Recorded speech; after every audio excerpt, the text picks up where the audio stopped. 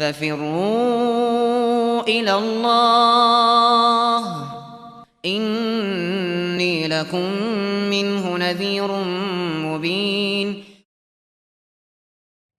Baik. Kemudian bait syair yang ke-10. Yanaluka naf'uhu ma dumta hayyan wa yabqa dzikruhu laka in dhahabta. Ya, ilmu itu manfaatnya selalu kamu dapatkan sepanjang kamu hidup. Ya. Dan ilmu itu selalu menghidupkan engkau walaupun engkau sudah pergi, sudah meninggal. Ini dua manfaat lain dari ilmu. Yang pertama, manfaat yang lain dan dari keutamaan ilmu, bahwa ilmu itu akan selalu memberi manfaat untuk seseorang di kehidupannya. Nah, itu keliru ya, sebagian orang yang kadang kalau diajak belajar, oh saya jangan belajar dulu, kalau terlalu banyak yang saya pelajari nanti saya tidak bisa mengamalkan. Iya. Itu dari was-was syaitan ya, dari was-was syaitan. Emang seorang belajar itu semuanya bisa diamalkan? Tidak ada seorang alim pun, tidak semua yang dia pelajari bisa diamalkan. Sebab ada dari ilmu yang dipelajari, itu memang kadang dia tahu, ya belum tentu bisa diamalkan. Misalnya dia pelajari tentang hukum-hukum seputar peradilan.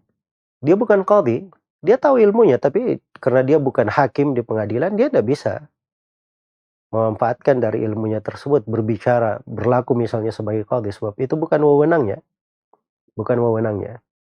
Iya. Misalnya sekarang kita tahu tentang keutamaan memerdekakan seorang budak. Di mana kita dapat budak di sini yang bisa kita merdekakan?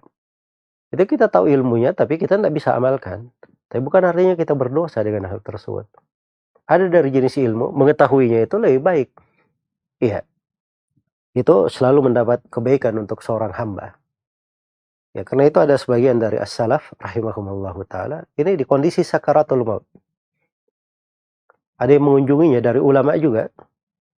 Maka dia tanya beberapa masalah terkait dengan ilmu, maka dijawab sama ulama yang mengunjunginya ini.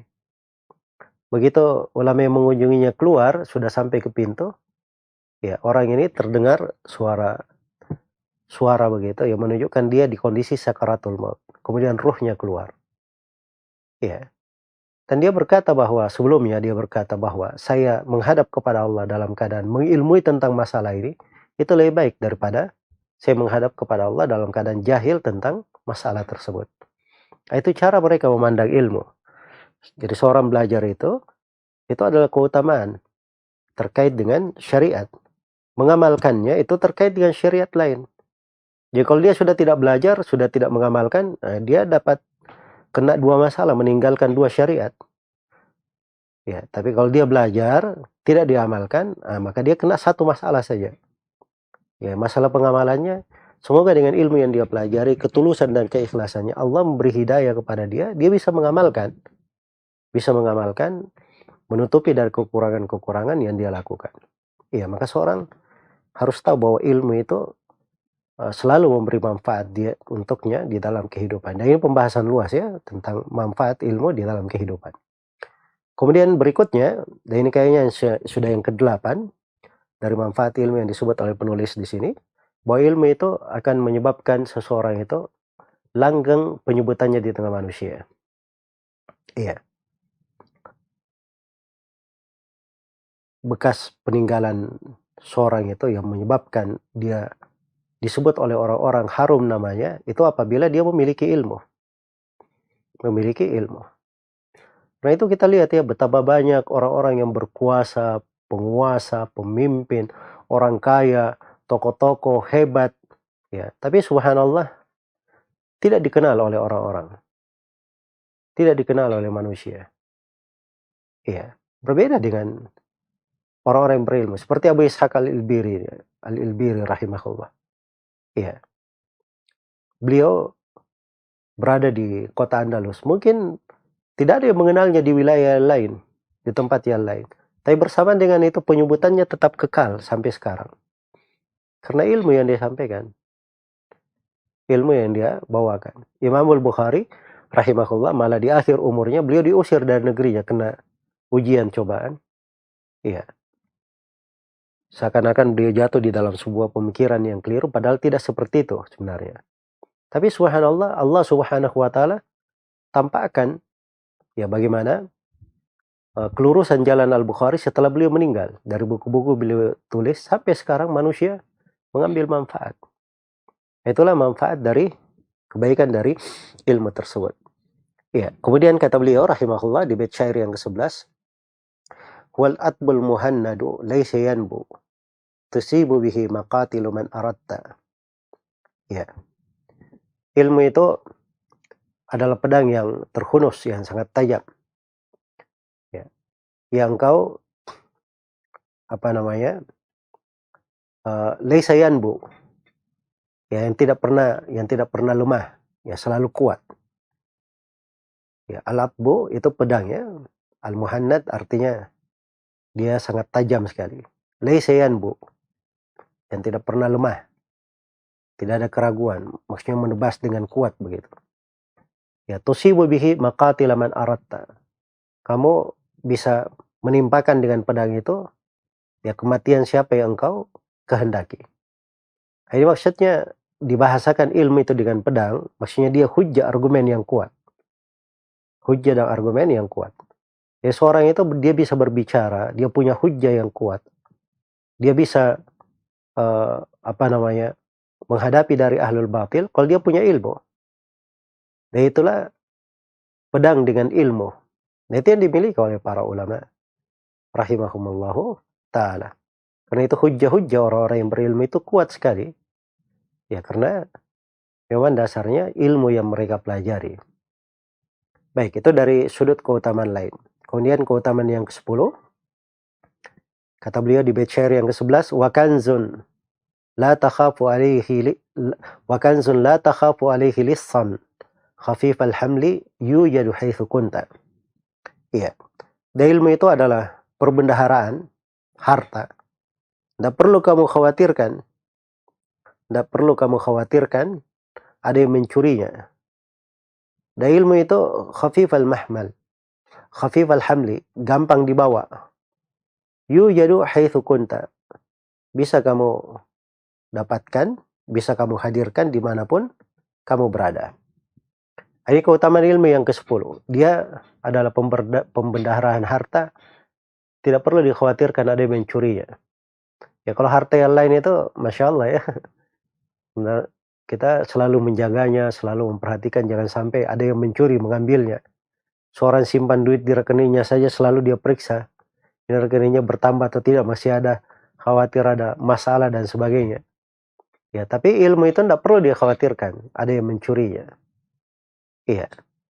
Ilmu itu kembali kepada dia, itu menjadi haknya dan miliknya. Kalau ada kekurangan, berkurang atau hilang, ya itu masalah pada dirinya sendiri. Tapi tidak perlu dia khawatirkan ada pihak luar yang mencurinya.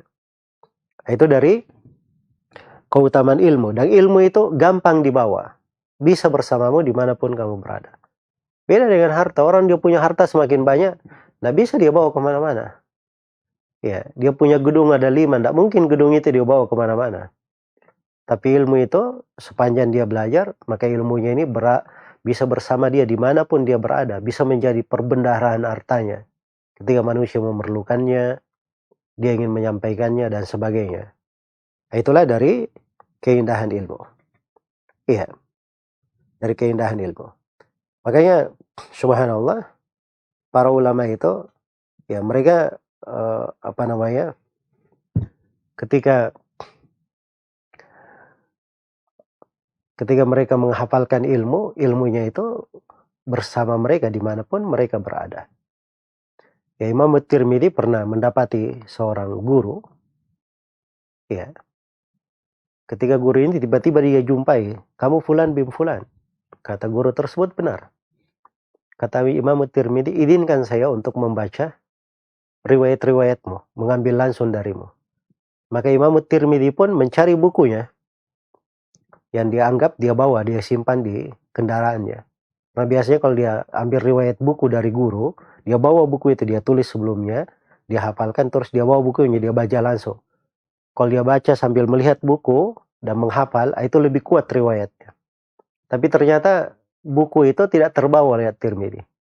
Maka kata Tirmidzi rahimahullah, tidak ada masalah. Saya bisa baca riwayat-riwayat Anda dari hafalan saya. Maka Tirmidzi pun membaca seluruh riwayat guru itu dari hafalannya, tanpa ada kurang satupun dan tidak salah satupun. Nah, itu ilmu ya, di kalangan orang-orang terdahulu bersama mereka dimanapun mereka berada. Makanya ketika Ibnu Hazm rahimahullahu taala dibakar dari buku-buku beliau, maka waktu itu beliau berkata, fa in tuhriqal qirtasa la tuhriqal ladzi tadammanahu al-qirtasu bal huwa fi sadri yasiru ma'i haitsu istaqallat rakaibi wa yanzilu in anzil wa yaskunu fi wa yudfanu fi qabri. Kata beliau, kalau kamu membakar kertas, ya silahkan membakarnya, tapi kamu tidak bisa membakar kandungan yang terkandung di dalam kertas itu. Karena kandungan yang terkandung dalam kertas itu sudah ada di dalam dadaku.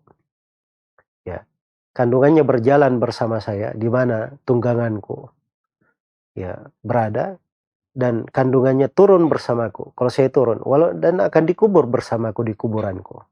Ya, dan seterusnya ya, dari syair-syair beliau yang indah dimaklumi dalam hal ini ketika ada orang-orang yang hasad kepada beliau lalu membakar buku-bukunya. Iya, baik. Maka ilmu itu dia ringan untuk dibawa. Kalau seorang mempelajarinya, menguasainya, maka itulah yang bersama dia. Kemudian kata penulis rahimahullahu taala di bait syair yang ke-13, ya.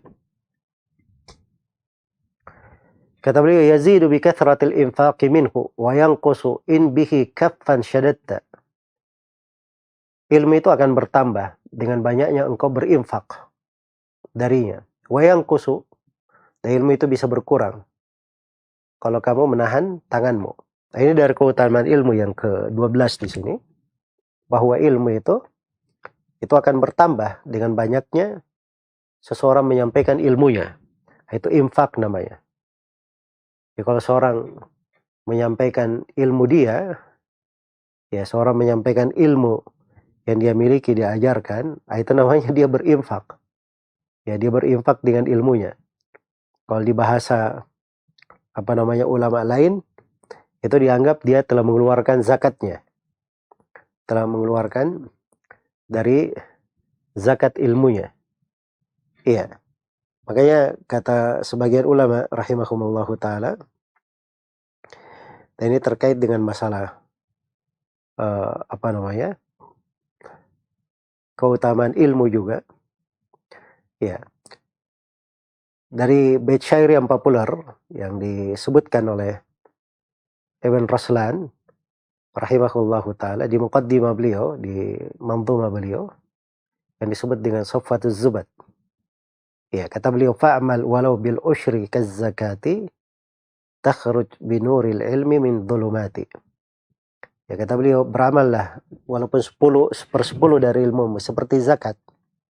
Ya, maka seperti zakat yang kamu keluarkan, ya, seperti zakat yang kamu keluarkan, maka kamu akan tampil dengan cahaya ilmu seperti keluar dari kegelapan. Seperti keluar dari kegelapan. Jadi maksudnya ilmu itu ada infaknya, kita berinfak dengan cara kita beramal dengannya. Ya, dengan cara kita mengajarkannya. Nah, itu berinfak dengannya. Kalau kita berinfak dengannya, maka akan semakin bertambah ilmu itu. Akan semakin bertambah. Karena itu umumnya orang-orang yang beramal dengan ilmunya, itu lebih dimudahkan lagi untuk mendapat ilmu yang lain. Karena itu datang dari sebagian as-salaf, mereka berkata, man amila bima alim, allamahullahu ilma ma lam ya'lam. Siapa yang beramal dengan apa yang dia ketahui, maka Allah akan wariskan kepadanya ilmu yang sebelumnya tidak dia ketahui. Ya, sama kalau dia mengajarkannya kepada manusia, memberi manfaat kepada orang. Itu lebih cenderung dia lebih kuat memahami ilmunya, dan Allah akan mudahkan dia untuk mendapatkan ilmu lagi. Tapi kalau dia selalu menahannya, tidak beramal dengannya, itu bisa berkurang. Karena itu dari sebab seorang itu lupa akan sebagian ilmu yang dia pelajari kalau dia tidak mengamalkannya. Tidak mengamalkannya. Atau dia tidak mengajarkannya, padahal manusia memerlukannya. Padahal manusia memerlukannya. Baik, kemudian kata beliau, di bait syair yang 14, "Falau dukta min halwahu ta'man la atharta ta'alluma wajtahatta." Kata beliau, andai kata engkau sudah merasakan manisnya dari ilmu itu, maka pasti engkau selalu mendahulukan belajar dan bersungguh-sungguh untuk belajar. Iya. Nah, ini dari keutamaan ilmu. Ilmu itu memberikan halawah, memberikan kelezatan pada seorang.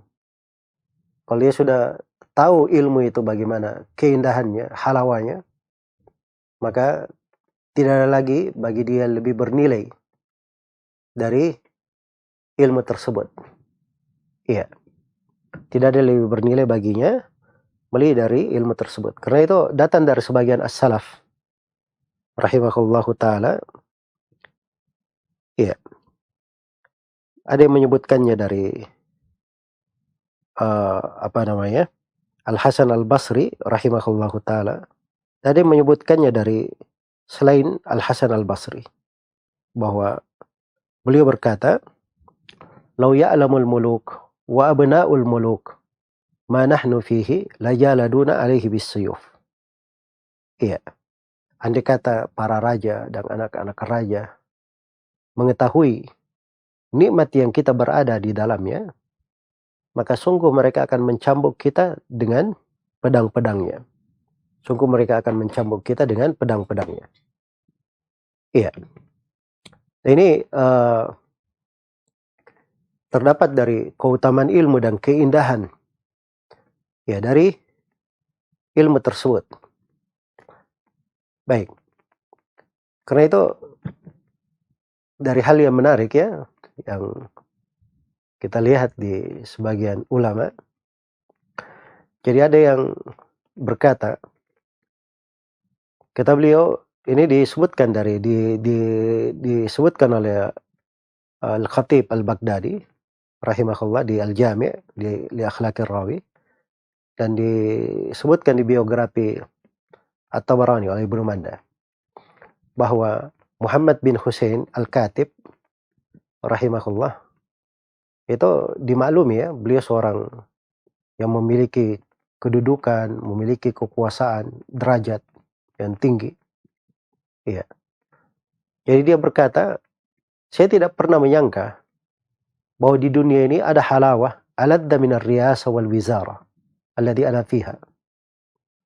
Jadi kata Muhammad bin Husain Al-Katib ini, saya tidak pernah menyangka ada di dalam kehidupan dunia ini ada sebuah keindahan, kelezatan yang lebih lezat daripada kedudukan dan kementerian yang saya miliki sekarang ini. Saya berada di situ.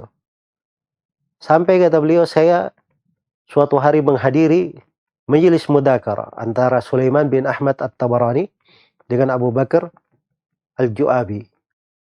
Abu Bakar Al-Ju'abi. Iya. Keduanya ini sedang mudzakarah, saling menukar riwayat. Ya biasa mudzakarah ya, saya hafal begini, dia temannya berkata, oh ya saya juga hafal itu, saya dari riwayat ini saya riwayatkan. Temannya berkata, enggak, saya juga hafal hal yang semisal dari riwayat ini dan seterusnya. Jadi waktu itu At-Tabarani rahimahullahu ta'ala itu mendominasi dengan banyaknya hafalannya. Iya, dengan banyaknya hafalannya. Tapi Al-Ju'abi dia mendominasi dengan kecerdasan dia dan kelihayannya. Iya, kecerdasan dan kelihayannya. Sampai di majelis mudzakarah terangkat suara mereka berdua. Iya, terangkat suara mereka berdua seakan-akan tidak ada yang kalah. Maka Al-Ju'abi berkata, saya punya satu hadits. Di dunia ini tidak ada yang memiliki hadits itu kecuali saya, kata Al-Ju'abi. Kata Tabarani, mana haditsnya? Kasih haditsnya. Maka kata Al-Ju'abi, haditsnya ini saya riwayatkan dari Abu Khalifah. Abu Khalifah berkata, menceritakan kepada kami Sulaiman bin Ahmad. Terus dia sampaikan haditsnya. Maka kata Tabarani, Sulaiman bin Ahmad itu yang disebut oleh guru kamu Abu Khalifah, Sulaiman bin Ahmad itu adalah saya. Ya. Jadi At-Tabarani kan namanya Sulaiman bin Ahmad At-Tabarani. Abu Khalifah itu dengar dari saya. Maka sekarang kamu dengarkan hadits itu dari saya, akan tinggi sanad kamu. Ya, akan tinggi sanad kamu. Maka subhanallah, At-Tabarani pun mengalahkan Al-Ju'abi. Kata Muhammad bin Hussein Al-Khatib ini yang dia punya kekuasaan menjadi menteri ya, dan berbagai kekuasaan dia miliki, maka dia berkata, maka saya di waktu itu saya itu mengharap kementerian kepemimpinan yang saya miliki itu saya berikan saja kepada orang lain dan saya di kedudukan At-Tabarani. Dan saya bergembira dengan kegembiraan At-Tabarani. Baru dia tahu ada kelezatan di dunia ini yang lebih hebat daripada kementerian dan kekuasaan yang dia miliki. Iya. Jadi itu sebagian dari bagaimana keindahan ilmu di tengah para ulama. Sampai sebagian dari mereka ada yang ketemu dengan kawannya setelah sholat isya, mudakara. Sampai adzan sholat subuh, mereka berdiri depan masjid tidak terasa, saking lezatnya ya dan indahnya dari ilmu tersebut.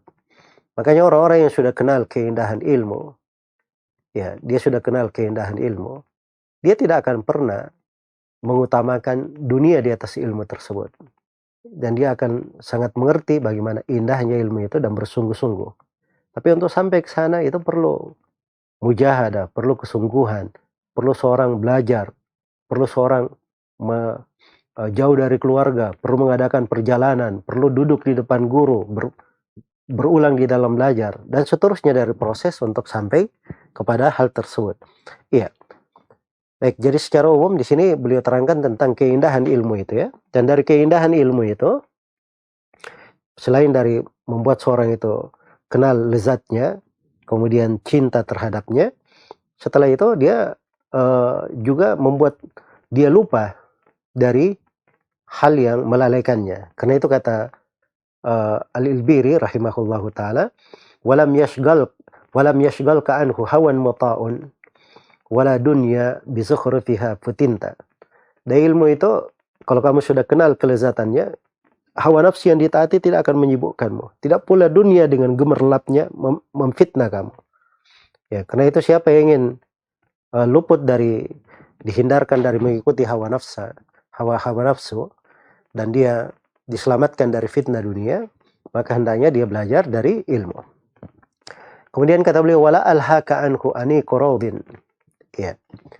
Dan kamu tidak akan dilalaikan dari ilmu itu oleh ani quraudin, indahnya sebuah kebun yang sebuah taman, wala khidrun bizinatiha kalifta, dan tidak pula kamu tidak pula kamu dibebani oleh khidrun dengan seorang, tidak pula kamu dilalaikan oleh seorang perempuan yang sudah berhias dengan hiasannya. Ya, jadi maksudnya ilmu itu kalau sudah dikenal dari lezatnya, ya apa yang berasal dari keindahan dunia itu tidak melalaikannya. Sebagaimana kalau dia punya diberi anugerah oleh Allah Subhanahu wa taala misalnya dengan istri, ya maka itu juga tidak melalaikannya dari ilmu. Secantik apapun istrinya, sebab dia selalu melihat ilmu itu yang paling indah, paling bagus. Dan di situ kenikmatannya. Baik. Kemudian berikutnya dari keutamaan ilmu ini, dan ini yang ke-14 ya, yang disebutkan oleh penulis. Kata beliau, faqutur ruhi arwahul ma'ani, walaysa bi an ta'imta wala syaribta. Kata beliau, makanan ruh itu adalah ruh pada makna. Ya, bukan pada apa yang kamu makan, bukan pula pada apa yang kamu minum.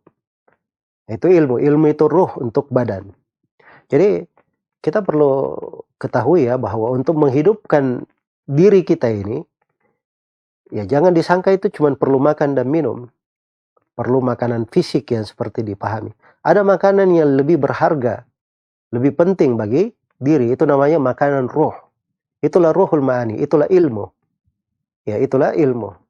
Ya, bahkan kata Imam Ahmad rahimahullah, seorang itu lebih perlu kepada ilmu melebihi keperluan dia terhadap makan dan minum. Makan dan minum kita perlu sekali, 2 kali, 3 kali dalam paling banyak ya, kalau senang makan 3 kali dalam sehari dan semalam.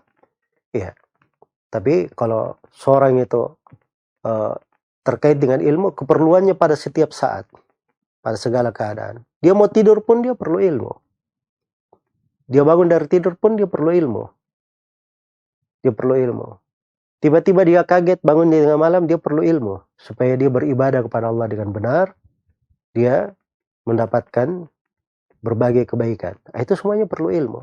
Dan itu itu makanan untuk ruh. Itulah yang menyebabkan seorang itu hidup dengan sehat. Seorang itu hidup dengan sehat apabila dia belajar dari ilmu yang benar.